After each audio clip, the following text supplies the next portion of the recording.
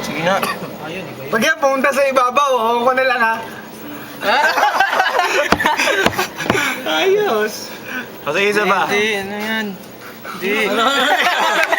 Bagala lang, bagala. Kaya para ano, patungan natin para para talaga naka Bakit ano. nanginginig ka? Tama yun daw, kasaya. Hindi kasali yun sa power eh. Sige. Walang word lang. Pwede ako maglagay sa gitna? Ako maglagay sa gitna? Oh, siya Sige, ako maglagay sa gitna. Pwede yan? Hindi, ito na. Kailan po yung bibitik? Alas na.